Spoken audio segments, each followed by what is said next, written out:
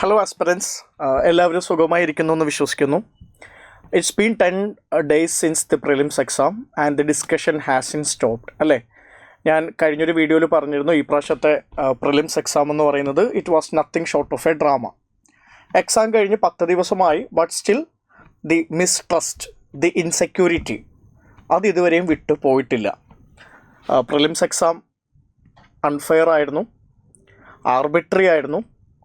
Even the national medias, the national newspapers, even they said that the exam was arbitrary, exam was challenging. UPSC chairman തന്നെ അവസാനം പറഞ്ഞു exam challenging ആയിരുന്നു എന്നുള്ളത്. But still we have to accept the fact that 13,000 കുട്ടികൾ ഈ exam എന്താണെങ്കിലും പാസ്സാകുന്നുണ്ട് അല്ലേ. പ്രിലിംസ് ആരും പാസ്സാകാതിരിക്കുന്നില്ലല്ലോ. 13,000 students approximately they are going to clear the exam. So work ചെയ്തിട്ടുള്ള 13,000 കുട്ടികൾ തന്നെയാണ് പാസ്സാകുന്നത്. ഷിയർ ലക്ക് കൊണ്ട് പാസ്സായി എന്ന് പറഞ്ഞിട്ട് we can underestimate them അല്ലേ. So let's address the elephant in the room. കഴിഞ്ഞ കുറച്ച് ദിവസങ്ങളായിട്ട് കണ്ടിന്യൂസ്ലി വരുന്നൊരു ചോദ്യമാണ്. വളരെ ഇൻസെക്യൂരിറ്റിയോട് കൂടിയിട്ടാണ് കഴിഞ്ഞ വർഷങ്ങളിലുള്ള കുട്ടികൾ ഈ ഒരു ചോദ്യം ചോദിക്കുന്നത്. Will the prelims 2027 will be the same? 2027 prelims എക്സാമും ഇതേപോലെ തന്നെ ആയിരിക്കുമോ? വളരെ കൺസേണോട് കൂടിയിട്ടുള്ളൊരു ചോദ്യമാണത്. അതിൻ്റെ കൂട്ടത്തിൽ അവർ ചോദിക്കുന്ന വേറെയും കുറേ ചോദ്യങ്ങളുണ്ട്. ഇനി ലക്ഷ്മികാന്ത് പഠിക്കേണ്ടതുണ്ടോ? NCERTs വായിക്കേണ്ടത് ഇനി മുതൽ അത്യാവശ്യമാകുന്നുണ്ടോ? മൾട്ടിപ്പിൾ ന്യൂസ് പേപ്പേഴ്സ് വായിച്ചു കഴിഞ്ഞാൽ പ്രിലിംസ് ക്ലിയർ ചെയ്യാനായിട്ട് പറ്റുമോ? എല്ലാ ദിവസവും PIB റിപ്പോർട്ട്സ് നോക്കിക്കഴിഞ്ഞാൽ പ്രിലിംസിന് അത്യാവശ്യം മാർക്ക് കിട്ടുമോ?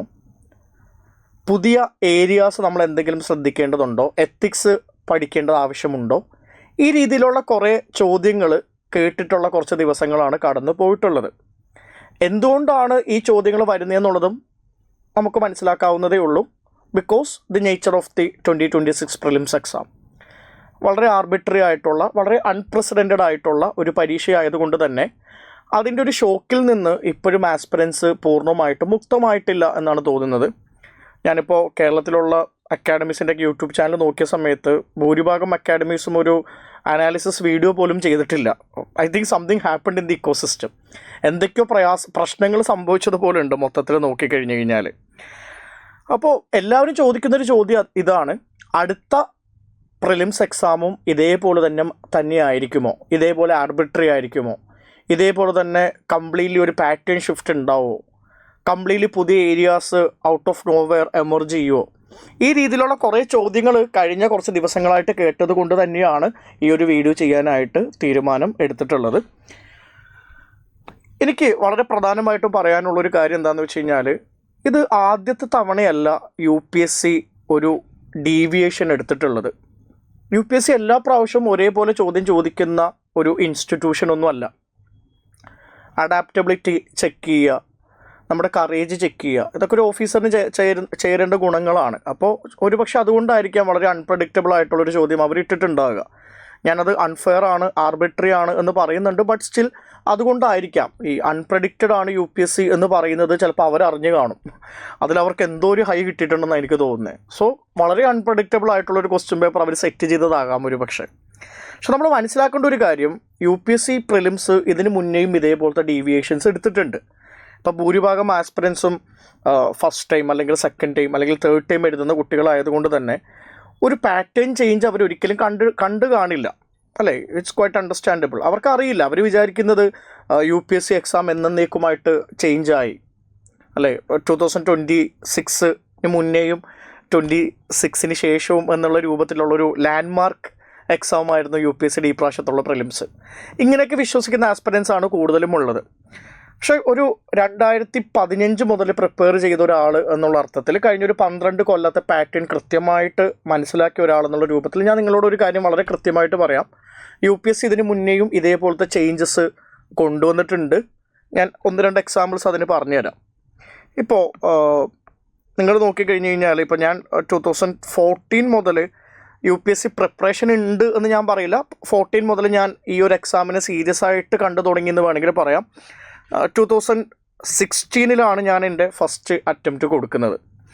അപ്പോൾ ഞാൻ 2016 എൻ്റെ ഫസ്റ്റ് പ്രിലിംസ് എക്സാം എഴുതുന്ന സമയത്ത് നിങ്ങളെല്ലാവരും ചെയ്യുന്നത് പോലെ തന്നെ അതിന് മുന്നേ ഉള്ള വർഷങ്ങളിലുള്ള പ്രിലിംസ് എക്സാം നോക്കിയിട്ടായിരിക്കും നമ്മൾ പ്രിപ്പയർ ചെയ്യുന്നുണ്ടാകുക. അപ്പോൾ UPSC PYQs ആണ് എപ്പോഴും നമ്മുടെ ഒരു ബെഞ്ച് മാർക്ക്, നമ്മുടെ ഒരു യാർഡ് സ്റ്റിക്ക്, അല്ലെങ്കിൽ നമ്മുടെ ഒരു ബേസിക് റെഫറൻസ് പോയിൻ്റ് ആയിട്ട് എപ്പോഴും ആക്ട് ചെയ്യാറുള്ളത്. അപ്പോൾ 2026 ഞാൻ എക്സാം എഴുതുന്ന സമയത്ത് ഞാൻ കണ്ടിട്ടുള്ളൊരു കാര്യം എന്ന് പറയുന്നത് വലിയൊരു പാറ്റേൺ ചേഞ്ച് ആ വർഷം ഉണ്ടായി എന്നുള്ളതാണ്. ഇപ്പോൾ 2014-15 സമയത്ത് കറണ്ട് അഫയേഴ്സിൻ്റെ ക്വസ്റ്റ്യൻസിൻ്റെ എണ്ണം എന്ന് പറയുന്നത് ലെസ് ദാൻ 10 ആയിരുന്നെങ്കിൽ 2016 കറണ്ട് അഫയേഴ്സിൻ്റെ ക്വസ്റ്റ്യൻസ് വളരെയധികം ഷൂട്ടപ്പ് ചെയ്തു, റീച്ചിങ് അപ്രോക്സിമേറ്റ്ലി 50, അറൗണ്ട് 50 ക്വസ്റ്റ്യൻസ് ആണ് കറണ്ട് അഫയേഴ്സിൽ നിന്ന് മാത്രമായിട്ട് 2016 ചോദിച്ചത്. ആ സമയത്ത് കട്ട് ഓഫ് വളരെ കൂടി, നിയർ ടു 118 ആയി, 118 or 116, എനിക്ക് കൃത്യമായിട്ട് ഓർമ്മയില്ല. പക്ഷെ ഇത്രയും അധികം കട്ട് ഓഫ് ആ ഒരു വർഷം ഉയർന്നതായിട്ട് നമുക്ക് കാണാനായിട്ട് പറ്റിയിട്ടുണ്ട്. അത് വേറൊന്നും കൊണ്ടല്ല, കറണ്ട് അഫയേഴ്സ് നല്ലോണം പഠിച്ചിട്ട് പോയ കുറച്ച് കുട്ടികളുണ്ടായിരുന്നു, അവർക്ക് നല്ല സ്കോർ കിട്ടി. അതുകൊണ്ടാണ് കട്ട് ഓഫ് അത്രമാത്രം കൂടിയിട്ടുള്ളത്. എനിക്ക് തോന്നുന്നു UPSCയുടെ ഒരു all time higher cut off എന്ന് പറയുന്നത് 2016 കട്ട് ഓഫ് ആണ്. പക്ഷെ ഒരു കാര്യം വളരെ കൃത്യമായിട്ട് നമുക്ക് പറയാൻ പറ്റും, 2016 UPSC വലിയൊരു ഡീവിയേഷൻ എടുത്തിരുന്നു എന്നുള്ളൊരു കാര്യം നമുക്ക് പറയാനായിട്ട് പറ്റും. ഇന്നേ വരെ കാണാത്തത്ര എണ്ണം കറണ്ട് അഫയേഴ്സ് ക്വസ്റ്റ്യൻസ് 2016 വന്നു എന്നുള്ളത് ഒരു വലിയൊരു പാറ്റേൺ ചേഞ്ച് തന്നെയായിട്ട് നമുക്ക് പറയാനായിട്ട് പറ്റും. ദെൻ 2016 ശേഷം 2017 നിങ്ങൾ നോക്കുന്ന സമയത്ത് കറണ്ട് അഫയേഴ്സിൻ്റെ ക്വസ്റ്റ്യൻ വളരെയധികം കുറഞ്ഞിട്ടുണ്ട്. പിന്നീട് ഇങ്ങോട്ടുള്ള വർഷങ്ങളെല്ലാം നിങ്ങൾ നോക്കിക്കഴിഞ്ഞാൽ 2016 ചോദിച്ച അത്രയും നമ്പർ ഓഫ് കറണ്ട് അഫയേഴ്സ് അവർ ഒരിക്കലും ചോദിച്ചിട്ടേ ഇല്ല. Things were back to normal. 2016 pattern ആയിട്ടൊരു ബന്ധവും ഇല്ലാത്ത രീതിയിലാണ് 2017, 18, 19, 20 വർഷങ്ങളിലൊക്കെ ചോദ്യങ്ങൾ വന്നിട്ടുള്ളത്. മാത്രമല്ല കുറെ കൂടി സ്റ്റാൻഡേർഡ് ബുക്കിൽ നിന്ന് ചോദിക്കാനായിട്ടുള്ളൊരു ടെൻഡൻസി UPSC 2017 ശേഷം എടുത്തിട്ടുണ്ട് എന്നുള്ളത് നമുക്ക് കാണാനായിട്ട് പറ്റുന്നുണ്ട്. പിന്നെ അടുത്തൊരു പാറ്റേൺ ചേഞ്ച് ഉണ്ടാകുന്നത് 2023 2023 ഉണ്ടാകുന്ന പാറ്റേൺ ചേഞ്ച് എന്ന് പറയുന്നത് അവർ ഓപ്ഷൻ തരുന്ന രീതിയിലാണ് പാറ്റേണിൽ വലിയ വ്യത്യാസങ്ങൾ വന്നത്. പൊതുവെ ഓപ്ഷൻ A 1 ഉള്ളി, option B 1 and 2, option C 1, 2, 3 ഈ രീതിയിലുള്ള ഓപ്ഷൻ തരുന്നതിന് പകരം അവരെന്ത് ചെയ്തു, option A only 1 statement is correct, option B 2 statements are correct, option C 3 statements are correct എന്നുള്ള രൂപത്തിലോട്ട് അവർ ഓപ്ഷൻ തരുന്ന രീതി മാറ്റി എന്നുള്ളത് നമുക്ക് കാണാനായിട്ട് പറ്റും. അപ്പോൾ വ്യത്യാസങ്ങൾ ഉണ്ടായിട്ടുണ്ട് എന്നുള്ളത് തന്നെയാണ്. 2016 2023 വളരെ കൃത്യമായിട്ടുള്ള പാറ്റേൺ ചേഞ്ചുകൾ ഉണ്ടായി എന്നുള്ളതാണ്. അതും 2 രൂപത്തിലാണ് നടന്നിട്ടുള്ളത്. 2016 ക്വസ്റ്റ്യൻ ചോദിക്കുന്ന രീതിയിലുള്ളൊരു പാറ്റേൺ ചേഞ്ചാണ് കറണ്ട് അഫയേഴ്സിൻ്റെ എണ്ണം കൂടുക. 2023 ക്വസ്റ്റ്യൻ ചോദിക്കുന്ന രീതിയിൽ മാറ്റങ്ങളൊന്നും വന്നിട്ടില്ല. കൺവെൻഷണൽ ആയിട്ടുള്ള PYQ ബേസ്ഡ് ആയിട്ടുള്ള ചോദ്യങ്ങൾ തന്നെയാണ് വന്നിട്ടുള്ളത്. പക്ഷേ ഓപ്ഷൻ തരുന്ന രീതിയിൽ പാറ്റേൺ മാറി എന്നുള്ളതാണ്. നോ കമ്മിങ് ടു 2026 പല രീതിയിലും പാറ്റേൺ ചേഞ്ച് ആയിട്ട് നമുക്ക് കാണാൻ പറ്റും. ഒരു രീതിയിലല്ല, പല രീതിയിലുള്ളൊരു പാറ്റേൺ ചേഞ്ച് നമുക്ക് അവിടെ വിസിബിൾ ആകുന്നുണ്ട്. ഒന്ന്, ക്വസ്റ്റ്യൻ്റെ രീതിയിൽ മാറ്റങ്ങൾ വന്നു, അല്ലേ? ക്വസ്റ്റ്യൻ ചോദിക്കുന്ന രീതിയിൽ കുറേ മാറ്റങ്ങൾ വന്നു, കുറേ നീഷെ ഏരിയാസ് എമർജ് ചെയ്തു, അൺകൺവെൻഷണൽ ആയിട്ടുള്ള രീതിയിലുള്ള ഏരിയാസിൽ നിന്നുള്ള ചോദ്യങ്ങൾ വന്നു. And also there was a change in the pattern in which the options were given. Options തരുന്ന രീതിയിലും മാറ്റങ്ങൾ വന്നിട്ടുണ്ടായിരുന്നു, അല്ലേ? മിസ്റ്റർ എക്സിനെ കണ്ടെത്താനൊക്കെ ഈ പ്രാവശ്യം നിങ്ങളോട് ആവശ്യപ്പെട്ടിട്ടുണ്ടായിരുന്നു. അപ്പോൾ അതുകൊണ്ട് എക്സാം കുറച്ചും കൂടി ടഫായി. ക്വസ്റ്റ്യൻ്റെ രീതിയിൽ, ടോപ്പിക്കിൻ്റെ രീതിയിൽ മാറ്റം വന്നു, ഓപ്ഷൻ തരുന്ന രീതിയിൽ മാറ്റം വന്നു, and the exam was too lengthy. അതിൻ്റെ എല്ലാത്തിൻ്റെയും ബുദ്ധിമുട്ട് നിങ്ങൾക്ക് എല്ലാവർക്കും ഉണ്ടായിട്ടുണ്ട്. അപ്പോൾ 2026 എന്ന് പറയുന്നത് വേറൊരു പാറ്റേൺ ചേഞ്ചാണ്. ഇവിടെ നമ്മൾ മനസ്സിലാക്കേണ്ട 1-2 കാര്യങ്ങളുണ്ട്. ഒന്ന്, 2016 ഒരു പാറ്റേണിൽ മാറ്റം വന്നതിന് ശേഷം 2023 വരെയും ഈ പാറ്റേണിൽ ചേഞ്ച് ഒന്നും തന്നെ കാര്യമായിട്ട് ഉണ്ടായിട്ടില്ല. 2023 പാറ്റേണിൽ ഒരു മാറ്റം വന്നിട്ട് പിന്നീടുള്ള 2-3 വർഷങ്ങളിൽ സെയിം പാറ്റേൺ തന്നെയാണ് കണ്ടിന്യൂ ചെയ്തിട്ടുള്ളത്. 2026 ഒരു ചെറിയൊരു പാറ്റേൺ ചേഞ്ച് ഉണ്ടായിട്ടുണ്ട്. 2027 എന്താണ് അവസ്ഥ എന്ന് ചോദിച്ചു കഴിഞ്ഞാൽ, let's address in the elephant in the room. Will the 2027 prelims exam will be the same like the 2026 prelims exam? No, അല്ല, ഒരിക്കലുമല്ല. 2027 UPSC will be back to basics. അടുത്ത കൊല്ലം UPSC ബേസിക്സിലോട്ട് തിരിച്ചെത്തുമെന്ന് തന്നെ നമുക്ക് എല്ലാവർക്കും പ്രതീക്ഷിക്കാം. ഇപ്പോൾ 2026 പരീക്ഷ നമ്മൾ വിലയിരുത്തുന്ന സമയത്ത് നമ്മൾ മനസ്സിലാക്കേണ്ടത് ആ എക്സാം ടഫാണെന്ന് മാത്രമല്ല. ടഫാകുക എന്ന് പറഞ്ഞു കഴിഞ്ഞാൽ നമ്മൾക്ക് കിട്ടാത്ത ചോദ്യങ്ങൾ ചോദിച്ചു, അത് ടഫാണ്. പക്ഷെ അതിനപ്പുറത്തോട്ട് 2026 പരീക്ഷയുടെ ഒരു വലിയൊരു പ്രത്യേകത എന്ന് പറയുന്നത് വളരെ ആർബിട്രറി ആയിരുന്നു എന്നുള്ളതാണ്. നമ്മൾ ഇന്നേ വരെ കാണാത്ത രൂപത്തിലുള്ള, കാണാത്ത ഏരിയാസിൽ നിന്നുള്ള ചോദ്യങ്ങൾ ചോദിക്കുക വഴി UPSC എന്താണ് ആഗ്രഹിക്കുന്നത് എന്ന് മനസ്സിലാക്കാൻ പറ്റാത്തൊരവസ്ഥ വന്നു എന്നുള്ളതാണ്. I think UPSC will also learn it's lesson.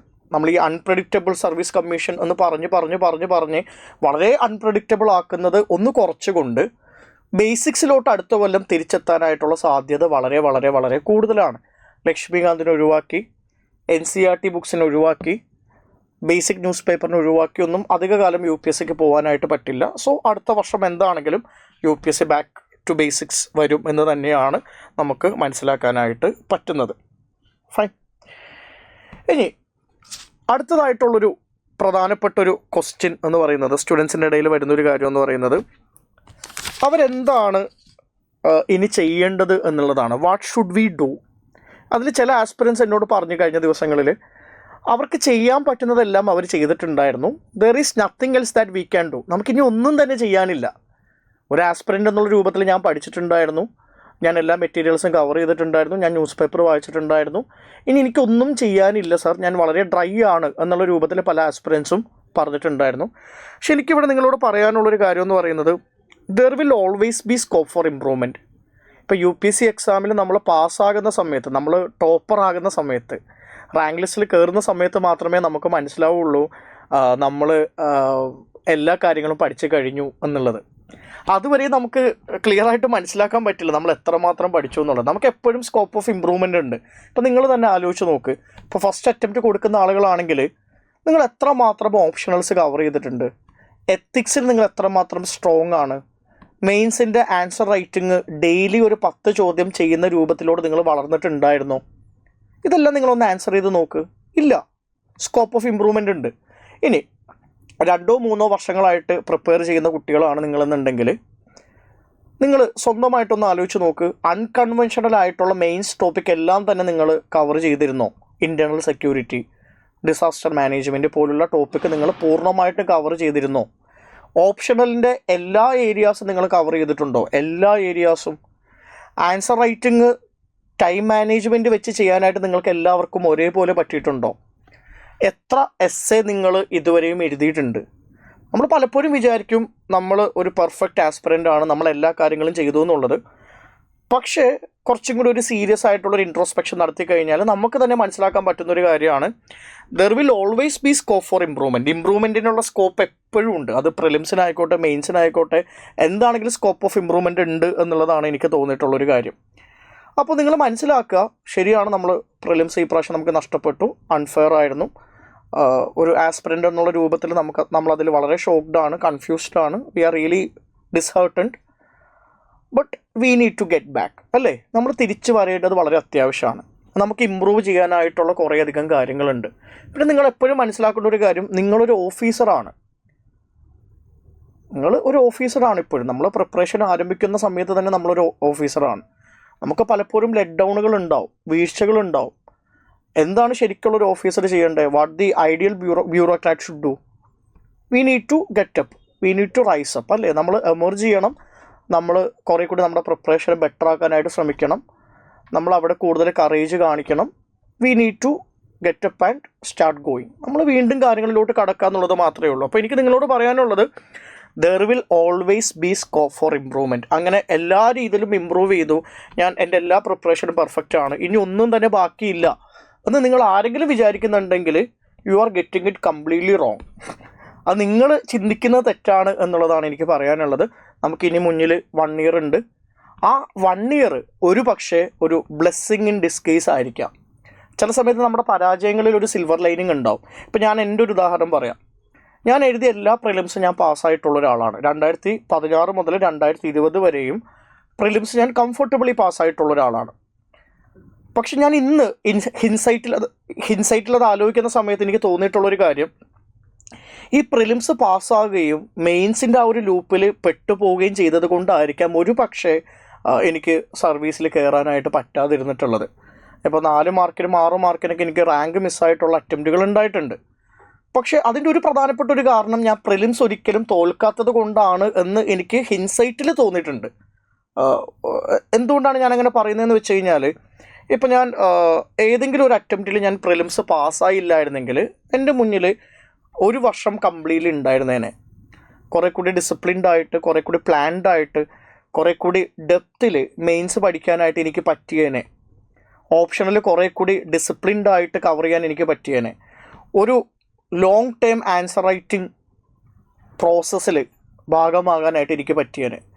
അപ്പോൾ 5 പ്രിലിംസ് ഞാൻ പാസ്സായി എന്നുള്ളത് ഞാൻ ഇന്ന് ആലോചിക്കുന്ന സമയത്ത് അത് എനിക്ക് ദോഷകരമായി ബാധിച്ചു എന്നാണ് ഞാനതിനെ എപ്പോഴും മനസ്സിലാക്കാറുള്ളത്. അപ്പോൾ നമ്മളെപ്പോഴും ചിന്തിക്കേണ്ട ഒരു കാര്യം എന്താണെന്ന് വെച്ച് കഴിഞ്ഞാൽ, we need to get back, we need to start studying again. നമ്മൾ വീണ്ടും പഠിക്കാനായിട്ട് ആരംഭിക്കുക എന്നുള്ളതാണ്. 10 days കഴിഞ്ഞു ഞാനിന്ന് വീഡിയോ എടുക്കുന്ന സമയത്ത്. ശരിയാണ്, ഞാൻ പറഞ്ഞല്ലോ അൺഫെയർ ആയിരുന്നു, എന്തായിക്കോട്ടെ, നമ്മൾ എന്ത് ചെയ്യുക, നമ്മുടെ പേഴ്സണാലിറ്റി കാണിക്കുക. നമ്മൾ കണ്ണാടിയിൽ നോക്കിയ സമയത്ത് ഒരു സിവിൽ സർവീസ് ഓഫീസറിനെ കണ്ടതുകൊണ്ടാണ് നമ്മളെല്ലാവരും ഈ പ്രിപ്പറേഷനിലോട്ട് എത്തിയത്. ആ ഓഫീസറിന് ചേരേണ്ട ഒരു പേഴ്സണാലിറ്റി നമുക്ക് എല്ലാവർക്കും വേണം. അതുകൊണ്ട് നിങ്ങൾ ഒരു രീതിയിലും ഡിസ്ഹേർട്ടൻ്റായിട്ടിരിക്കാതെ നമ്മുടെ കാര്യങ്ങൾ സ്റ്റാർട്ട് ചെയ്ത് തുടങ്ങുക എന്നുള്ളത് തന്നെയാണ് നിങ്ങൾ ചെയ്യേണ്ടത്. ഇപ്പോൾ ഞാനിന്ന് പറയാൻ പോകുന്നത് എന്താണ് നമ്മുടെ ഒരു ലോങ് ടൈം പ്ലാൻ എന്നുള്ളതാണ്. നിങ്ങൾ ഇനി ഒരു 1 year ആസ് എ റിപ്പീറ്റർ നിങ്ങൾ പഠിക്കാൻ ആഗ്രഹിക്കുമ്പോൾ എന്തൊക്കെ കാര്യങ്ങളാണ് ചെയ്യേണ്ടത് എന്നുള്ളതാണ്. അതിൽ ഏറ്റവും പ്രധാനമായിട്ട് ഞാൻ പറയുന്നത്, ഇമ്മീഡിയറ്റ്ലി ഇപ്പോൾ 10 ദിവസമായി നമുക്കൊരു ചെറിയ ബ്രേക്ക് എല്ലാം കിട്ടി, കൂടുതൽ ബ്രേക്ക് ആവശ്യമില്ല, നമ്മുടെ മൊമെൻറ്റം കംപ്ലീറ്റ്ലി നഷ്ടപ്പെടും. ഇനി നിങ്ങൾ എത്രമാത്രം ബ്രേക്ക് കൂട്ടുന്നോ അത്രമാത്രം നമ്മൾ ഈ പ്രോസസ്സിൻ്റെ പുറത്തോട്ട് പോകാനായിട്ടുള്ള സാധ്യതയാണ് ഉള്ളത്. അപ്പോൾ from now onwards and in very immediately you have to start reading news paper. നിങ്ങൾ ന്യൂസ് പേപ്പേഴ്സ് വായിക്കാനായിട്ട് ഇമ്മീഡിയറ്റ്ലി തുടങ്ങുക. ഞാൻ എന്തുകൊണ്ട് ന്യൂസ് പേപ്പർ വായിക്കാനായിട്ട് തുടങ്ങാൻ പറയുന്നതെന്ന് വെച്ച് കഴിഞ്ഞാൽ, ഇപ്പോൾ നിങ്ങൾ ഒരു വർഷമായിട്ട് പ്രിപ്പയർ ചെയ്യുന്ന PCM ബാച്ചിലുള്ള കുട്ടികളായിരുന്നു എന്നുണ്ടെങ്കിൽ കാര്യമായിട്ട് ന്യൂസ് പേപ്പർ വായിക്കാനായിട്ട് നിങ്ങൾക്ക് മുന്നേ സമയം ഉണ്ടായിട്ടുണ്ടാവില്ല. ഇനി സമയമുണ്ട്, അപ്പോൾ ന്യൂസ് പേപ്പർ വായിച്ച് തുടങ്ങുക. രണ്ടാമതായിട്ട് എനിക്ക് പറയാനുള്ള ഏറ്റവും പ്രധാനപ്പെട്ട ഒരു കാര്യം, ന്യൂസ് പേപ്പർ എന്ന് പറയുന്നത് നമ്മുടെ പ്രിപ്പറേഷൻ റീസ്റ്റാർട്ട് ചെയ്യാൻ വേണ്ടിയിട്ടുള്ള വളരെ ബേസിക് ആയിട്ടുള്ളൊരു പോയിൻ്റാണ്. നമുക്കത്ര ഡ്രൈ ആയിട്ട് തോന്നാത്ത, ഇൻട്രസ്റ്റിംഗ് ആയിട്ട് തോന്നുന്ന, എളുപ്പത്തിൽ ചെയ്യാൻ പറ്റുന്ന ഡൈനാമിക് ആയിട്ടുള്ളൊരു ഏരിയ ആണ്. ഇനിവിറ്റബിൾ ആയിട്ടുള്ളൊരു ഭാഗം കൂടിയാണ് പ്രിപ്പറേഷനിൽ. So start reading news paper. Newspaper reading ഇന്ന് തന്നെ തുടങ്ങുക. നിങ്ങൾ വളരെ മോശം അവസ്ഥയിലാണെങ്കിലും മെൻ്റലി, അങ്ങനെയാണെങ്കിൽ പോലും മോർണിംഗ് മുതൽ നിങ്ങൾ എന്ത് ചെയ്യുക, ഒരു ഫിക്സഡ് ടൈം ന്യൂസ് പേപ്പർ വായിക്കാൻ വേണ്ടിയിട്ട് കണ്ടെത്തുക. അങ്ങനെ തുടങ്ങുക. നമ്മൾ ആ ഒരു പ്രോസസ്സിലോട്ട് വീണ്ടും തിരിച്ച് കയറേണ്ടതുണ്ട്. അപ്പോൾ ന്യൂസ് പേപ്പർ വായിച്ച് നിങ്ങൾ ആ ഒരു പ്രോസസ്സിൻ്റെ ഭാഗമായി തുടങ്ങുക എന്നുള്ളതാണ്. ജൂണിൽ നിങ്ങൾ മാനസികമായിട്ട് വീണ്ടും ഒരു പ്രിപ്പറേഷന് വേണ്ടിയിട്ട് തയ്യാറെടുക്കുക, ന്യൂസ് പേപ്പർ വായിച്ച് തുടങ്ങുക. ജൂണിൽ തന്നെയോ അല്ലെങ്കിൽ ജൂലൈ മുതലോ നിങ്ങൾ ചെയ്യേണ്ട കാര്യങ്ങൾ ടിൽ നവംബർ, ഇനിയുള്ളൊരു 3 to 4 months നിങ്ങൾ ഇമ്മീഡിയറ്റ്ലി ചെയ്യേണ്ട കാര്യങ്ങൾ, ഒന്ന്, ഗെറ്റ് തറോ വിത്ത് യുവർ ഓപ്ഷണൽസിൽ തറോ ആകുക എന്നുള്ളതാണ്. ഞാൻ എന്തുകൊണ്ട് അതിപ്പോൾ ചെയ്യാൻ പറയുന്നു എന്ന് വെച്ച് കഴിഞ്ഞാൽ, ഓപ്ഷണൽസ് പഠിക്കാനായിട്ട് നമുക്കൊരു ഡിസംബർ കഴിഞ്ഞാൽ പിന്നെ സമയം കിട്ടണമെന്നില്ല. പ്രിലിംസ് എക്സാം കഴിഞ്ഞിട്ടുള്ള 2-3 മാസത്തിലും നമുക്ക് ഓപ്ഷനിൽ പഠിക്കാനായിട്ടുള്ള ഒരു വലിയൊരു ടൈം സ്പാൻ ഇല്ല. ഓപ്ഷനിലാണെങ്കിൽ വളരെ ഡെപ്തിൽ പഠിക്കേണ്ട ഒരു ഏരിയ കൂടിയാണ്. സോ നിങ്ങൾ ചെയ്യേണ്ട വളരെ പ്രധാനപ്പെട്ട ഒരു കാര്യം, ഓപ്ഷണൽസ് വൈകാതെ തന്നെ പഠിച്ചു തുടങ്ങുക. ഇപ്പോൾ ഓപ്ഷണൽസ് പഠിച്ചു തുടങ്ങുക എന്ന് പറഞ്ഞു കഴിഞ്ഞാൽ പല ആളുകളും പല സ്റ്റേജിലായിരിക്കും. ഇപ്പോൾ 1 വർഷം മാത്രം പ്രിപ്പയർ ചെയ്തുള്ള ആസ്പിറൻസ് ആണെങ്കിൽ ഓപ്ഷണൽസ് പഠിക്കാനായിട്ട് കുറേ ഉണ്ടാവും. സ്റ്റാൻഡേർഡ് മെറ്റീരിയൽസ് വായിക്കാൻ തന്നെ ഉണ്ടാവും, അല്ലെങ്കിൽ പുതിയ മെറ്റീരിയൽസ് വായിക്കാനായിട്ടുണ്ടാവും. അപ്പോൾ നമുക്കത് ചെയ്യേണ്ടത് പോലെ ചെയ്യുക. ഇനി 2-3 വർഷം പ്രിപ്പയർ ചെയ്തിട്ട് അൺഫോർച്ചുനേറ്റ്ലി പ്രിലിംസ് മിസ്സായിട്ടുള്ള ആളുകളാണെങ്കിൽ നിങ്ങൾ ഓൾറെഡി ചിലപ്പോൾ പഠിച്ചിട്ടുണ്ടാവും, പക്ഷേ നമുക്ക് കുറച്ചും കൂടി അഡീഷണലി പഠിക്കാനായിട്ട് പറ്റും. എപ്പോഴും ഓപ്ഷനിൽ പുതിയ മെറ്റീരിയൽസ് അവൈലബിൾ ആണ്, പുതിയ സ്റ്റാൻഡേർഡ് ബുക്സ് അവൈലബിൾ ആണ്, നോട്ട്സ് ഉണ്ടാക്കാൻ നമുക്ക് ബാക്കി ഉണ്ടാകാം. എന്തായിക്കോട്ടെ അത് ചെയ്ത് തുടങ്ങുക. അപ്പോൾ ഏറ്റവും ആദ്യം ചെയ്യേണ്ടത് ഓപ്ഷൻസ് തറവാക്കി വെക്കുക. സോ ജൂലൈ ടു നവംബർ നിങ്ങൾ ഓപ്ഷൻസ് തറവാക്കി വെച്ച് കഴിഞ്ഞാൽ പിന്നീട് പ്രിലിംസ് കഴിഞ്ഞിട്ട് അടുത്ത മെയിൻസിൻ്റെ സമയത്ത് നിങ്ങൾക്ക് ഓപ്ഷണലിൻ്റെ റിവിഷൻ മാത്രമേ ചെയ്യാൻ ബാക്കി ഉണ്ടാകാനായിട്ട് പാടുള്ളൂ. അപ്പോൾ അതുകൊണ്ടാണ് അത് അത്ര ഇമ്പോർട്ടൻ്റ് ആണ് എന്ന് ഞാൻ പറയുന്നത്. രണ്ടാമത്തെ പ്രധാനപ്പെട്ട കാര്യം, സോളിഡ് പ്രിപ്പറേഷൻ ഓഫ് യുവർ മെയിൻസിന് വേണ്ടിയിട്ട് വളരെ സോളിഡ് ആയിട്ടുള്ളൊരു പ്രിപ്പറേഷൻ നിങ്ങൾ നടത്തുക. അവിടെ എനിക്ക് പ്രത്യേകം പറയാനുള്ളൊരു കാര്യം, the focus should be on answer writing. Answer റൈറ്റിങ്ങിന് കൂടുതൽ ഫോക്കസ് കൊടുക്കുക. കൂടുതൽ ഫോക്കസ് കൊടുത്തുകൊണ്ട് മെയിൻസിൻ്റെ പ്രിപ്പറേഷൻ നല്ല രീതിയിൽ നടത്തുക. ഇപ്പോൾ 1 ഇയർ പഠിച്ചിട്ടുള്ള കുട്ടികളാണ് നിങ്ങളെന്നുണ്ടെങ്കിൽ നിങ്ങളുടെ മെയിൻസ് പ്രിപ്പറേഷനിൽ കോർ ടോപ്പിക്സ് തന്നെയാണ് കൂടുതലും കവർ ചെയ്യേണ്ടത്. എന്ന് പറയുമ്പോഴേക്കും ഹിസ്റ്ററി, പൊളിറ്റി, ജോഗ്രഫി, എക്കണോമിക്സ് പോലുള്ള ടോപ്പിക്ക് തന്നെയാണ് കൂടുതലും കവർ ചെയ്യേണ്ടത്. കാര്യം എന്തായാലും 1 വർഷം എന്ന് പറയുന്നത് പ്രിപ്പറേഷന് വേണ്ടിയിട്ടുള്ളൊരു പെർഫെക്റ്റ് ടൈം അല്ല. 1 വർഷത്തിൽ കൂടുതൽ എടുക്കും എന്നുള്ളതാണ് ഒരു പച്ചയായിട്ടുള്ള സത്യം. അപ്പോൾ നിങ്ങൾക്ക് എന്താണെങ്കിലും ഈ പറയുന്ന ഏരിയാസിൽ ഒരു മെയിൻസിന് വേണ്ടിയിട്ടുള്ള ഒരു വാല്യൂ അഡീഷൻ നടത്തേണ്ടതുണ്ട്, മെയിൻസിന് വേണ്ടിയിട്ടുള്ള നോട്ട് പ്രിപ്പറേഷൻ നടത്തേണ്ടതുണ്ട്. അപ്പോൾ നിങ്ങൾ കോർ ഏരിയാസിൽ തുടങ്ങുക. നിങ്ങൾ 2-3 വർഷമായിട്ട് പ്രിപ്പയർ ചെയ്യുന്ന ഒരാളാണെങ്കിൽ നിങ്ങൾ എന്ത് ചെയ്യുക, കോർ ഏരിയാസ് നിങ്ങൾ എന്താണെങ്കിലും കവർ ചെയ്തിട്ടുണ്ടാവും. കാരണം എല്ലാ ആസ്പിറൻസും പ്രിപ്പറേഷൻ തുടങ്ങുന്ന സമയത്ത് ഈ പൊളിറ്റി, ഹിസ്റ്ററി, ജോഗ്രഫി തന്നെയാണ് പഠിക്കുന്നത്. നിങ്ങളൊരു 2 to 3 years ആയിട്ട് പ്രിപ്പറേഷൻ ഉള്ള ഒരാളാണെങ്കിൽ എനിക്ക് തോന്നുന്നു നിങ്ങൾ ആ ടോപ്പിക്കിലോട്ട് വീണ്ടും പോവാതിരിക്കുക. കാര്യം അവിടെ ഒരു സോളിഡ് പ്രിപ്പറേഷൻ നിങ്ങൾ ഓൾറെഡി നടത്തിയിട്ടുണ്ട്. നിങ്ങൾ കുറച്ചും കൂടി മിസ്ലേനിയസ് ആയിട്ടുള്ള, കുറച്ചും കൂടി നോൺ കൺവെൻഷണൽ ആയിട്ടുള്ള ഏരിയാസിൽ ഫോക്കസ് ചെയ്യുക. ഇപ്പോൾ ഉദാഹരണം പറഞ്ഞു കഴിഞ്ഞാൽ സൊസൈറ്റി. നമ്മൾ പലപ്പോഴും മെയിൻസിന് പ്രിപ്പയർ ചെയ്യുന്ന സമയത്ത് വളരെയധികം കളയാറുള്ള, ഇഗ്നോർ ചെയ്യാറുള്ള ഒരു ടോപ്പിക്കാണ് സൊസൈറ്റി എന്ന് പറയുന്നത്. അപ്പോൾ സൊസൈറ്റി അത് നിങ്ങൾ ഫോക്കസ് ചെയ്യുക. അല്ലെങ്കിൽ നിങ്ങൾ ഫോക്കസ് ചെയ്യേണ്ട ഒരു ടോപ്പിക്കാണ് എക്കണോമിക് ഡെവലപ്മെൻറ്റ്. എക്കണോമിക്സ് അല്ല ഞാൻ പറയുന്നത്, എക്കണോമിക് ഡെവലപ്മെൻറ്റ്. ഇപ്പോൾ ഫുഡ് സെക്യൂരിറ്റി എന്ന് പറയുന്ന ടോപ്പിക് ഉണ്ട്, അല്ലെങ്കിൽ ഫുഡ് ഡിസ്ട്രിബ്യൂഷനായിട്ട് ബന്ധപ്പെട്ട കാര്യങ്ങളുണ്ട്, ഇൻറ്റേർണൽ സെക്യൂരിറ്റി പോലത്തെ topic, disaster management, ethics, science and technology. കാരണം ഈ ഏരിയാസിൽ നിന്ന് മെയിൻസിന് അറൗണ്ട് ഒരു 30 to 40% ചോദ്യങ്ങൾ വരുന്നുണ്ട്. പക്ഷെ പലപ്പോഴും ഇത് 4-5 അറ്റംപ്റ്റ് ആയിട്ടുള്ള ആളുകൾ പോലും ഈ ഏരിയാസിൽ വളരെയധികം പ്രിപ്പയർഡ് ആയിരിക്കില്ല. അപ്പോൾ ഞാൻ പറഞ്ഞല്ലോ, 1ാമത്തെ അറ്റംപ്റ്റ് കഴിഞ്ഞ ഒരാളാണ് നിങ്ങളെന്നുണ്ടെങ്കിൽ ഹിസ്റ്ററി, ജോഗ്രഫി, പൊളിറ്റി, എക്കണോമിക്സ് പോലുള്ള ഏരിയാസിൽ മെയിൻസിന് വേണ്ടിയിട്ടുള്ള വാല്യൂ അഡീഷൻ നടത്തുക. നിങ്ങൾ 2-3 അറ്റംപ്റ്റ് കൊടുത്തിട്ടുള്ള ആളുകളാണെങ്കിൽ നിങ്ങൾ ആ ഏരിയാസിൽ ഫോക്കസ് ചെയ്യാതെ expecting that you have already cover those areas, നിങ്ങൾ ഫോക്കസ് ചെയ്യേണ്ടത് ഞാനീ പറഞ്ഞിട്ടുള്ള കുറച്ച് ചെറിയ ചെറിയ ഏരിയാസിലാണ് നിങ്ങൾ ഫോക്കസ് ചെയ്യേണ്ടത്. ഇവിടെ ആൻസർ റൈറ്റിങ്ങിൽ ഈക്വലി ഇമ്പോർട്ടൻസ് കൊടുക്കുക. എല്ലാ ദിവസവും ഒരു 4 to 5 ആൻസേഴ്സ് നിങ്ങൾ എഴുതുന്നുണ്ട് എന്നുള്ളത് ഉറപ്പുവരുത്തുക. ഇവിടെ എനിക്ക് പറയാനുള്ള വളരെ പ്രധാനപ്പെട്ട ഒരു സ്റ്റേറ്റ്മെൻ്റ് ഉണ്ട്. നിങ്ങൾ ഒരു ഐഡിയൽ ആസ്പിറൻ്റ് ആണ്, അല്ലെങ്കിൽ നിങ്ങളൊരു റിയൽ ആസ്പിറൻ്റ് ആണെങ്കിൽ നിങ്ങൾ എന്താണെങ്കിലും മെയിൻസിൻ്റെ ആൻസർ റൈറ്റിംഗ് ചെയ്യും. മെയിൻസിൻ്റെ ആൻസർ റൈറ്റിംഗ് ചെയ്യാത്ത ആളുകളെല്ലാം തന്നെയും ഒരു ഒറിജിനൽ ആസ്പിറൻസ് അല്ല എന്നാണ് മനസ്സിലാക്കേണ്ടത്. അപ്പോൾ ആൻസർ റൈറ്റിങ്ങിന് ഇമ്പോർട്ടൻസ് കൊടുത്തുകൊണ്ടിട്ടാണ് നിങ്ങളുടെ പ്രിപ്പറേഷൻ ആരംഭിക്കേണ്ടത്. ഇനി 3ാമതായിട്ട് എനിക്ക് പലപ്പോഴും പറയണമെന്ന് തോന്നിയിട്ടുള്ളൊരു ഒരു ഏരിയ ആണ്, എസ്പെഷ്യലി നമുക്ക് കുറേ സമയം മുന്നിലുള്ള സമയത്ത്. നിങ്ങൾക്കിനി ഒരു 1 year സമയമുണ്ട്. എസ്പെഷ്യലി ഇനി വരാൻ പോകുന്നൊരു 1-2 മാസം നമ്മൾ കുറച്ചും കൂടി ഒരു സ്ലോ പേസിലായിരിക്കും പ്രിപ്പറേഷൻ മുന്നോട്ട് കൊണ്ടുപോകാൻ പോവുക.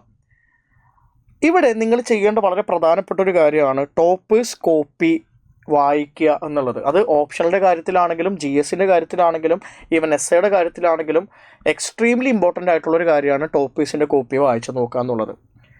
കാര്യം നമ്മൾ ഒരു ടോപ്പറിൻ്റെ മൈൻഡ് സെറ്റ് എന്താണ്, അവരെങ്ങനെയാണ് ഓരോ ക്വസ്റ്റിനെ കാണുന്നത്, അവരുടെ ഒരു അപ്രോച്ച് എന്താണ്, അവരുടെ ടൈം മാനേജ്മെൻറ്റ് എങ്ങനെയാണ്, അവരുടെ പ്രസൻറ്റേഷൻ എങ്ങനെയാണ്, അവർ ക്വസ്റ്റിൻ്റെ ഡിമാൻഡിനെ എങ്ങനെയാണ് മനസ്സിലാക്കുന്നത്, അവർ ആൻസറിനെ എങ്ങനെയാണ് സ്ട്രക്ചർ ചെയ്യുന്നത്, അവർ ഡയഗ്രാം വരയ്ക്കുന്ന രീതികൾ എന്തൊക്കെയാണ്, ഇതേപോലത്തെ കാര്യങ്ങളെ പറ്റിയിട്ട് നിങ്ങൾക്ക് കൃത്യമായിട്ടുള്ളൊരു ധാരണ വേണം. UPSC പ്രിപ്പറേഷനിൽ കണ്ടൻറ്റ് ഇമ്പോർട്ടൻ്റ് ആണ്, പഠിക്കുന്നത് ഇമ്പോർട്ടൻ്റ് ആണ്, ക്ലാരിറ്റി ഇമ്പോർട്ടൻ്റ് ആണ്.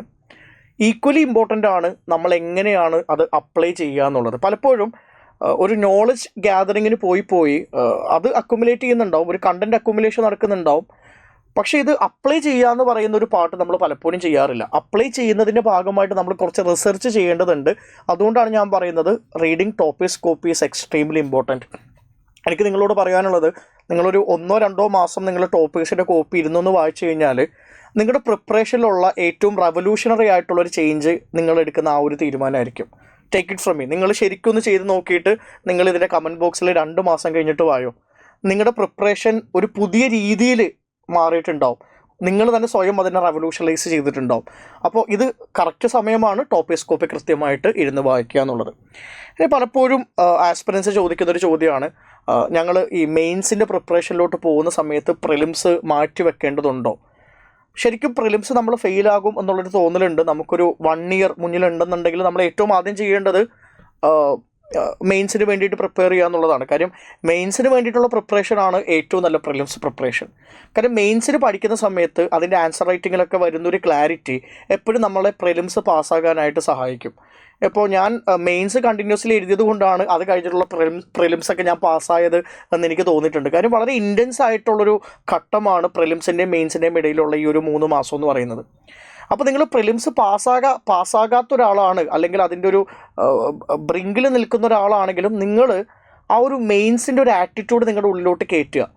അങ്ങനെ നിങ്ങൾ മെയിൻസ് പഠിച്ചു കഴിഞ്ഞാൽ അത് തന്നെ ഏറ്റവും വലിയൊരു പ്രിലിംസ് പ്രിപ്പറേഷനാണ്. പക്ഷെ അങ്ങനെ പറയുമ്പോഴും ഞാൻ പറഞ്ഞല്ലോ, പിന്നീടും ചോദിക്കുന്നൊരു ചോദ്യമാണ്, അപ്പോൾ പ്രിലിംസിന് വേണ്ടിയിട്ട് ഒന്നും തന്നെ പഠിക്കേണ്ടതില്ലേ എന്നുള്ളൊരു ക്വസ്റ്റ്യനാണ് പിന്നീട് എമർജ് ചെയ്യുന്നത്. ഇവിടെ എനിക്ക് പറയാനുള്ളത്, നിങ്ങൾ പ്രിലിംസിന് വേണ്ടിയിട്ട് പഠിക്കണം, പക്ഷേ എല്ലാ ഏരിയാസും അല്ല നിങ്ങൾ തുടക്കത്തിൽ പഠിക്കേണ്ടത്. നിങ്ങൾ മെയിൻസിന് ഫോക്കസ് ചെയ്തിട്ട് മെയിൻസിൻ്റെ ഓരോരോ കാര്യങ്ങൾ ചെയ്യുന്നതിനോടൊപ്പം തന്നെ നിങ്ങൾക്ക് ചെയ്യാൻ പറ്റുന്നൊരു കാര്യം എന്ന് പറയുന്നത്, നിങ്ങൾ കവർ ചെയ്യാതെ വിട്ട കുറേ പോർഷൻസ് ഉണ്ടാവും പ്രിലിംസിന് വേണ്ടിയിട്ട്. ആ ഏരിയാസ് എടുത്ത് പഠിക്കുക. ഇപ്പോൾ പ്രിലിംസിൻ്റെ പ്രിപ്പറേഷൻ എന്ന് പറയുമ്പോഴേക്കും ഭൂരിഭാഗം ആസ്പിറൻസ് ചെയ്യുന്നത് കോർ ടോപ്പിക്സ് പഠിക്കുക എന്നുള്ളതാണ്. History, geography, polity, economics. ഇതല്ലാത്ത ഏരിയാസ് ഉണ്ട് ചോദ്യങ്ങൾ ധാരാളം വരുന്നത്. ഇപ്പോൾ ഈ വർഷം നോക്കിക്കഴിഞ്ഞാൽ ആർട്ട് ആൻഡ് കൾച്ചർ, അല്ലേ, വളരെ ഡെപ്തിൽ ചോദ്യങ്ങൾ വന്നിട്ടുള്ളൊരു പോർഷനാണ് ആർട്ട് ആൻഡ് കൾച്ചറിൻ്റെ പോർഷൻ എന്ന് പറയുന്നത്. അല്ലെങ്കിൽ സയൻസ് ആൻഡ് ടെക്. ഇപ്പോൾ സയൻസ് ആൻഡ് ടെക്കിൻ്റെ കറണ്ട് അഫയേഴ്സിൻ്റെ ഭാഗങ്ങൾ നമ്മൾ പഠിക്കുന്നതിനോടൊപ്പം തന്നെ ആക്ച്വലി ജനറൽ സയൻസ് എന്നാണ് സിലബസിൽ കൊടുത്തേക്കുന്നത്. ഇപ്പോൾ ഈ പ്രാവശ്യം എത്തിക്സിൻ്റെ ചോദ്യങ്ങൾ വന്നു എന്ന് പറയുന്ന കുട്ടികൾ മനസ്സിലാക്കേണ്ട ഒരു കാര്യം, അത് എത്തിക്സിൻ്റെ ചോദ്യമായിരുന്നില്ല, ഗവേണൻസിൻ്റെ ചോദ്യമായിരുന്നു. ഗവേണൻസ് സിലബസിലുണ്ട്, കോൺസ്റ്റിറ്റ്യൂഷൻ ആൻഡ് ഗവേണൻസ് എന്നാണ് സിലബസിൽ കൊടുത്തേക്കുന്നത്. അതേപോലെ ജനറൽ സയൻസ് എന്നാണ് കൊടുത്തേക്കുന്നത്, സയൻസ് ആൻഡ് ടെക്നോളജി എന്നല്ല. അപ്പോൾ ഒരു പക്ഷേ NCERT ബേസ്ഡ് ആയിട്ടുള്ള വളരെ ബേസിക് ആയിട്ടുള്ള സയൻസ് ബേസ്ഡ് ചോദ്യങ്ങൾ അടുത്ത കൊല്ലങ്ങളിൽ വരാനായിട്ടുള്ളൊരു സാധ്യതയുണ്ട്. നമ്മളത് മനസ്സിലാക്കിയിട്ട് നമ്മൾ മുന്നേ പഠിച്ചിട്ടില്ല എന്നുണ്ടെങ്കിൽ ആ ഏരിയാസ് ഒന്ന് പഠിച്ചു വെക്കുക. അപ്പോൾ ജനറൽ സയൻസ്, അതേപോലെ തന്നെ ആർട്ട് ആൻഡ് കൾച്ചർ. പിന്നെ എനിക്ക് പറയാനുള്ളൊരു കാര്യം, വേണമെങ്കിൽ നിങ്ങൾക്ക് ഇപ്പോൾ തന്നെ എൻവയോൺമെൻറ്റ് എന്ന് പറയുന്ന ടോപ്പിക്കിൽ കുറച്ചും കൂടി ഡെപ്തിൽ പഠിക്കാം. നമ്മൾ പൊതുവേ പഠിക്കാറുള്ള ഒരു സ്റ്റാൻഡേർഡ് ബുക്കിന് അപ്പുറത്തോട്ട് പ്രിലിംസിന് വേണ്ടിയിട്ട് എൻവയോൺമെൻറ്റ് എന്ന് പറയുന്ന ടോപ്പിക്കിൽ കുറച്ചും കൂടി ഡെപ്തിൽ പഠിക്കാം. കാര്യം IFOSൻ്റെ പരീക്ഷയും കൂടി UPSC എക്സാമിൻ്റെ കൂടെ നടക്കുന്നത് കൊണ്ട്, സിവിൽ സർവീസ് എക്സാമിൻ്റെ കൂടെ നടക്കുന്നത് കൊണ്ട്, എങ്ങനെ വന്നാലും ഒരു 15 to 20 ക്വസ്റ്റ്യൻസ് എൻവയോൺമെൻറ്റിൽ നിന്ന് ഗ്യാരൻറ്റീഡ് ആണ്. അപ്പോൾ ആ ഏരിയാസ് ഒരിക്കലും UPSCക്ക് മാറ്റിവെക്കാനായിട്ട് പറ്റില്ല. അപ്പോൾ ആ ഒരു ഏരിയക്ക് നിങ്ങൾക്ക് കുറച്ചും കൂടി ഡെപ്തിൽ പോവാം. ഡെപ്തിൽ കുറച്ച് പോയാൽ പോലും അതിന് വേണ്ട ബെനിഫിറ്റുകൾ നിങ്ങൾക്ക് കിട്ടുന്നുണ്ടാവും.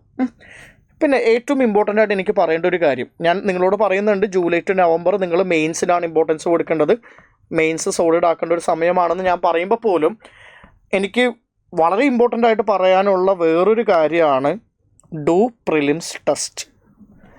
പ്രിലിംസ് ടെസ്റ്റുകൾ കൃത്യമായിട്ട് ചെയ്യുക. എന്തുകൊണ്ട് ഞാനിത് പറയുന്നു എന്ന് വെച്ച് കഴിഞ്ഞാൽ, ഈ വർഷത്തെ കുട്ടികളിൽ നിന്ന്, ഈ വർഷം എക്സാം എഴുതിയ കുട്ടികളിൽ നിന്ന് എനിക്ക് മനസ്സിലായ ഒരു കാര്യം, നമ്മൾ സ്വാഭാവികമായിട്ടും കുട്ടികളുടെ കയ്യിൽ നിന്ന് ഫീഡ്ബാക്ക് എടുക്കും. അവർക്ക് എന്ത് വർക്കായി, എന്ത് വർക്കായില്ല എന്നുള്ളതിനെ പറ്റിയിട്ട് ഒരു ഒരു ഒരു റിവ്യൂ മെക്കാനിസം നമുക്ക് അക്കാഡമിയുടെ ഭാഗത്തു നിന്ന് എപ്പോഴും ഉണ്ടാകാറുണ്ട്. എനിക്ക് മനസ്സിലായ ഒരു കാര്യം, those students who have practised a lot, they are getting somewhere around 90 marks. പ്രാക്ടീസാണ് വളരെ ഇമ്പോർട്ടൻ്റ് ആയിട്ട് ഈ പ്രാവശ്യം മാറ്റം കൊണ്ടുവന്നിട്ടുള്ളൊരു ഘടകം. കാര്യം അൾട്ടിമേറ്റ്ലി നമ്മൾ ഒറ്റയ്ക്കാണ് പ്രിലിംസ് എക്സാം എഴുതുന്നത്. അപ്പോൾ ഈ 2 മണിക്കൂർ നമ്മൾ എങ്ങനെയാണ് സ്പെൻഡ് ചെയ്യുന്നത്, അത് എന്ത് ചോദ്യം വന്നാലും, അറിയാത്ത ചോദ്യം വന്നാലും എങ്ങനെയാണ് നമ്മളിത് സ്പെൻഡ് ചെയ്യുന്നത്, ഇറ്റ് മാറ്റേഴ്സ് എ ലോട്ട്. അപ്പോൾ അതുകൊണ്ട് നിങ്ങൾ നിർബന്ധമായിട്ടും ചെയ്യേണ്ട ഒരു കാര്യം, നിങ്ങൾ ഈ ഒരു 3-4 മാസത്തിൽ മെയിൻസിൻ്റെ പ്രിപ്പറേഷനിൽ വളരെയധികം ഇൻവോൾവ് ആകുമ്പോൾ പോലും make sure that you will do A prelims test per day. എല്ലാ ദിവസവും പ്രിലിംസിൻ്റെ ടെസ്റ്റ് എഴുതും എന്നുള്ളത് ഉറപ്പ് വരുത്തുക. ഞാൻ ഈ എല്ലാ ദിവസവും പ്രിലിംസിൻ്റെ ടെസ്റ്റ് എഴുതുക എന്നുള്ളത് ഉറപ്പ് വരുത്തുക എന്ന് പറയുമ്പോൾ ഞാൻ ഉദ്ദേശിക്കുന്നത് എല്ലാ ദിവസവും 100 ക്വസ്റ്റ്യൻസ് എഴുതാനല്ല ഞാൻ ഉദ്ദേശിക്കുന്നത്. May be 50 or maybe 20. 100 questions എഴുതിയാലും അത് നല്ലതാണ്. പക്ഷേ പ്രിലിംസിൻ്റെ ടെസ്റ്റ് നിങ്ങൾ നിർബന്ധമായിട്ടും ചെയ്തു എന്നും അതിൻ്റെ സൊല്യൂഷൻസ് നിങ്ങൾ പിന്നീട് റിവിഷൻ നടത്തിയെന്നുള്ളതും ഉറപ്പാക്കുക. നമ്മൾ പ്രിലിംസിനെ കംപ്ലീറ്റ്ലി ഇഗ്നോർ ചെയ്യേണ്ട, ഈ രീതിയിൽ എന്ത് ചെയ്യുക, പ്രിലിംസിൻ്റെ കാര്യത്തിനും കൂടി കുറച്ച് ഇമ്പോർട്ടൻസ് കൊടുക്കുക. സോ ജൂലൈ to നവംബർ നമ്മൾ ഈ ഒരു പ്രോസസ്സാണ് ചെയ്യേണ്ടത്. ദെൻ ഫ്രം നവംബർ മുതൽ നമ്മൾ പ്രിലിംസിലോട്ട് കയറേണ്ടതുണ്ട്. കാര്യം പ്രിലിംസിൻ്റെ ആ ഒരു ഘട്ടത്തിലോട്ട് നമ്മൾ നവംബർ മുതലെങ്കിലും കയറേണ്ടതുണ്ട്. നവംബർ വരെയും പ്രിലിംസിന് വേണ്ടിയിട്ട് കാര്യമായിട്ട് ഒന്നും തന്നെ നോക്കിയില്ലെങ്കിലും കുഴപ്പമില്ല. But starting from November you have to start preparing for your prelims. പക്ഷേ അപ്പോഴും നവംബർ, ഡിസംബർ, ജനുവരി മാസങ്ങളിൽ നിങ്ങൾ ചെയ്യേണ്ട ഒരു കാര്യം, മെയിൻസിൻ്റെ പ്രിപ്പറേഷനിൽ നിന്ന് മൊത്തമായിട്ടും കാലം എടുക്കണ്ട. മെയിൻസിൻ്റെ ആ ഒരു മൊമെൻറ്റം നഷ്ടപ്പെടുത്താതെ തന്നെ രണ്ടും കൂടി മെർജ് ചെയ്തുകൊണ്ട് നമുക്ക് എന്ത് ചെയ്യാൻ പറ്റും, ഫ്രം നവംബർ നമുക്ക് പ്രിപ്പറേഷൻ മുന്നോട്ട് പോകാനായിട്ട് പറ്റും. മെയിൻസിൻ്റെ ആൻസർ റൈറ്റിംഗ് കണ്ടിന്യൂ ചെയ്യാം, മെയിൻസ് നിങ്ങൾ പഠിച്ച കാര്യങ്ങൾ റിവിഷൻ നടത്താം. പക്ഷേ നിങ്ങൾ പാർഷ്യലി ഒരു പ്രിലിംസിൻ്റെ മൈൻഡ് സെറ്റിലോട്ട് സ്വിച്ച് ഓൺ ചെയ്യുന്നത് നവംബർ മുതലെങ്കിലും ആയിരിക്കണം എന്നാണ് എനിക്ക് പറയാനുള്ളത്. ഇവിടെ നിങ്ങൾ ചെയ്യേണ്ട വേറൊരു കാര്യം, ഇവിടെ മുതൽ നിങ്ങൾ CSAT പ്രിപ്പറേഷനും കൂടി നിങ്ങൾ തുടങ്ങണേ. CSAT should be A silent killer. ഒരു സൈലൻറ്റ് കില്ലർ ആയിരിക്കും CSAT എന്ന് പറയുന്നത്. ഇപ്പോൾ ഈ കൊല്ലം കുട്ടികളെല്ലാവരും CSAT എളുപ്പമാണെന്ന് പറയുമ്പോൾ പോലും മാർക്ക് കിട്ടിയ കുറേ ആളുകൾ CSATൽ പരാജയപ്പെട്ടിട്ടുണ്ട്. അപ്പോൾ നിങ്ങൾക്ക് CSAT ടഫാണ് എന്നുള്ള തോന്നലുണ്ടെങ്കിൽ പ്രിലിംസിന് തൊട്ടടുത്തോട്ട് അതിൻ്റെ പ്രിപ്പറേഷൻ ഒരിക്കലും മാറ്റി വെക്കരുത്. അതിൻ്റെ പ്രിപ്പറേഷൻ ഇപ്പോഴേ നിങ്ങൾ തുടങ്ങേണ്ടതുണ്ട്. അറ്റ്ലീസ്റ്റ് സ്റ്റാർട്ടിങ് ഫ്രം നവംബർ മുതലെങ്കിലും നിങ്ങൾ CSAT പ്രിപ്പറേഷൻ തുടങ്ങേണ്ടതുണ്ട്. ഫെബ്രുവരി ആകുമ്പോഴേക്കും നിങ്ങൾക്ക് എന്ത് ചെയ്യാൻ പറ്റും, പ്രിലിംസിൽ കംപ്ലീറ്റ്ലി ഫോക്കസ് ചെയ്തിട്ട് ഒരു 3 മാസം പഠിക്കാനായിട്ട് പറ്റും. നിങ്ങൾ ശരിക്കും ഒന്ന് ആലോചിച്ച് നോക്ക്, നമ്മൾ ഇപ്പോൾ ഒരു മോശം മൊമെൻറ്റിലാണ്, നമ്മൾ ട്രോമാറ്റൈസ്ഡ് ആണ്, ഡിസേർട്ടൻഡ് ആണ്. അങ്ങനെ പറയുമ്പോൾ പോലും ഒരു 1 ഇയർ പ്രിപ്പറേഷൻ നടത്താനുള്ള കാര്യങ്ങൾ ഇപ്പോഴും ബാക്കിയില്ലേ? ഇത് നിങ്ങളോട് തന്നെ ചോദിക്കേണ്ട ഒരു ചോദ്യമാണ്. ഉണ്ട് എന്നുള്ളതാണ് ഉത്തരം. ഈ ഒരു പാറ്റേൺ ഫോളോ ചെയ്തുകൊണ്ട് കൃത്യമായിട്ടുള്ള പ്ലാൻ ഉണ്ടാക്കി പഠിച്ചു കൊള്ളുക. ഇനി വേറൊരു പ്രധാനപ്പെട്ട കാര്യം കൂടി എനിക്ക് പറയാനുണ്ട്. ഇത് ഞാനൊരു പ്ലാൻ, ഒരു വളരെ റഫായിട്ടുള്ളൊരു പ്ലാൻ, വളരെ സയൻറ്റിഫിക്കും സോളിഡും ആയിട്ടുള്ളൊരു പ്ലാൻ നിങ്ങളുടെ മുന്നിൽ വെച്ചെന്നേ ഉള്ളൂ. ഈ പ്ലാൻ നിങ്ങൾ ഫോളോ ചെയ്യുമ്പോൾ നിങ്ങൾ ചെയ്യേണ്ട വേറൊരു പ്രധാനപ്പെട്ട ഒരു കാര്യം കൂടിയുണ്ട്. നിങ്ങൾ ഇനിയുള്ള ഒരു വർഷം ഡിസിപ്ലിൻഡ് ആയിട്ട് പഠിക്കുക. ഇപ്പോൾ നമ്മൾ പ്രിലിംസ് പരാജയപ്പെട്ടു എന്ന് തോന്നുമ്പോഴും അത് UPSCയുടെ ഭാഗത്ത് നിന്നുണ്ടായ ഒരു ആർബിട്രറി നേച്ചർ ഓഫ് ക്വസ്റ്റ്യൻസ് ആണ് എന്ന് പറയുമ്പോൾ പോലും, പാറ്റേൺ ചേഞ്ചിനെ കുറ്റപ്പെടുത്തുമ്പോഴും നമ്മൾ വല്ലപ്പോഴും ആ മിറർ നമ്മൾക്ക് നേരെയും തിരിക്കുക. എന്നിട്ട് നമ്മളോട് തന്നെ ചോദിക്കുക, വളരെ പെർഫെക്റ്റ് ആയിട്ടുള്ളൊരു പ്രിപ്പറേഷൻ വളരെ ഡിസിപ്ലിൻഡ് ആയിട്ട് നടത്താനായിട്ട് ഈ കഴിഞ്ഞൊരു വർഷത്തിൽ നമുക്ക് പറ്റിയിട്ടുണ്ടോ എന്നുള്ളതാണ്. ഇത് കേൾക്കുന്ന ഭൂരിഭാഗം ആളുകൾക്കും ഇതിൻ്റെ ഉത്തരം അറിയാം, ഇല്ല അല്ലേ? നമ്മൾക്ക് ഈ പ്രാവശ്യം കുറച്ച് സന്തോഷമുണ്ട്. നമ്മൾ പഠിച്ചാൽ പോലും ഗുണമില്ലാത്തൊരു പേപ്പറായിരുന്നു എന്നുള്ള ഒരു ആശ്വാസം നമുക്കുണ്ട്. പക്ഷെ അടുത്ത കൊല്ലം അങ്ങനെ ആയിക്കൊള്ളണമെന്നില്ല. അടുത്ത കൊല്ലം UPSC ബാക്ക് ടു നോർമൽ ആവും. നമ്മളും നമ്മുടെ പ്രിപ്പറേഷനിൽ ആ ഡിസിപ്ലിൻ കൊണ്ടുവരാനായിട്ട് ശ്രമിക്കുക. അപ്പോൾ it's easier said than done അല്ലേ? ഞാനിപ്പോൾ പറഞ്ഞ കാര്യങ്ങളെല്ലാം വളരെ എളുപ്പമുള്ള കാര്യങ്ങളാണ്.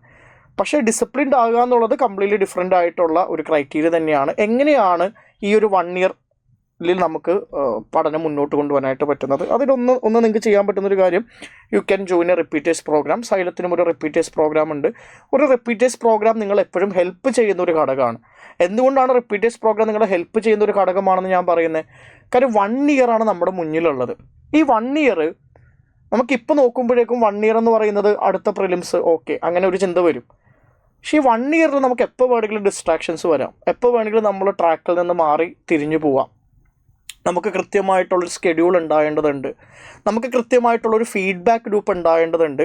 നമ്മുടെ ചുറ്റുമൊരു ഡിസിപ്ലിൻഡ് ആയിട്ടുള്ള, കമ്മിറ്റഡ് ആയിട്ടുള്ള ഒരു പിയർ ഗ്രൂപ്പ് ഉണ്ടാകേണ്ടതുണ്ട്. ഇതേപോലത്തെ കുറേ ഫാക്ടേഴ്സ് ചേരുമ്പോൾ നമ്മുടെ പ്രിപ്പറേഷൻ കുറേ കൂടി എളുപ്പമാകും.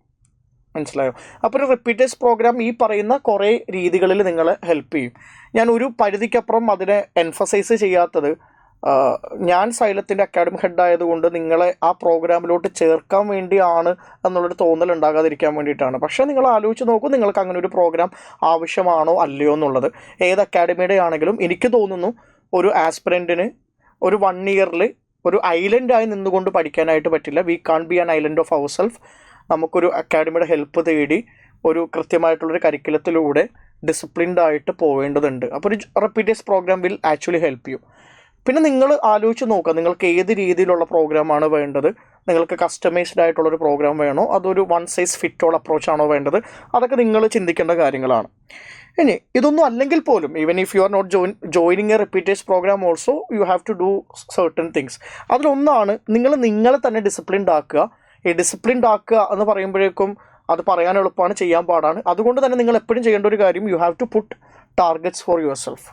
അത് ഷോർട്ട് ടൈം ടാർഗറ്റ് ഉണ്ടാകണം, മിഡ് ടൈം ടാർഗറ്റ് ഉണ്ടാകണം, ലോങ് ടൈം ടാർഗറ്റ് ഉണ്ടാകണം. നമുക്ക് ലോങ് ടൈമിൽ അറിയാൻ പറ്റണം. ഇപ്പോൾ ഞാനൊരു ലോങ് ടൈം ടാർഗറ്റാണ് നിങ്ങൾക്ക് തന്നത് അല്ലേ. ഈ ഒരു മാസം ന്യൂസ് പേപ്പർ വായിച്ച് തുടങ്ങുക, ജൂലൈ ടു നവംബർ മെയിൻസിന് വേണ്ടിയിട്ട് ഇന്ന കാര്യങ്ങൾ ചെയ്യുക, നവംബർ ടു ഫെബ്രുവരി രണ്ടും കൂടി മിക്സ് ചെയ്തിട്ടുള്ളൊരു പ്രിപ്പറേഷൻ നടത്തുക, starting from February completely switch to prelims.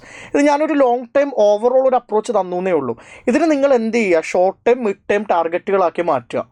എങ്ങനെയാണ് നിങ്ങൾ ഓരോ മാസവും പഠിക്കാൻ പോകുന്നത്, അതിനെ വീണ്ടും കുറച്ചുകൊണ്ട് എങ്ങനെയാണ് നിങ്ങൾ ഓരോ വീക്കും പഠിക്കാൻ പോകുന്നത്, അതിന് വീണ്ടും കുറച്ചുകൊണ്ട് എങ്ങനെയാണ് നിങ്ങൾ ഓരോ ഡേയും പഠിക്കാൻ പോകുന്നത്. And before you sleep make sure that your targets are done. അത് കൃത്യമായിട്ട് നിങ്ങളുടെ ഒരു പഠനത്തിൻ്റെ രീതിയാക്കി മാറ്റുക. അല്ലെങ്കിൽ നമ്മൾ എന്താ ചെയ്യാന്ന് വെച്ച് കഴിഞ്ഞാൽ, നമ്മളൊരു ഡീപ്പ് സീൽ ഇറങ്ങിയതുപോലെയാണ് അല്ലേ. എങ്ങോട്ട് പോകണം, എവിടെ എത്തണം എന്ന് അറിയില്ല. അപ്പോൾ കൃത്യമായിട്ട് ടാർഗറ്റ് വെച്ചിട്ട് തന്നെ പഠിക്കുക. അതിന് വേണ്ടിയിട്ടൊരു 1 or 2 days നിങ്ങൾ എടുത്താലും കുഴപ്പമില്ല.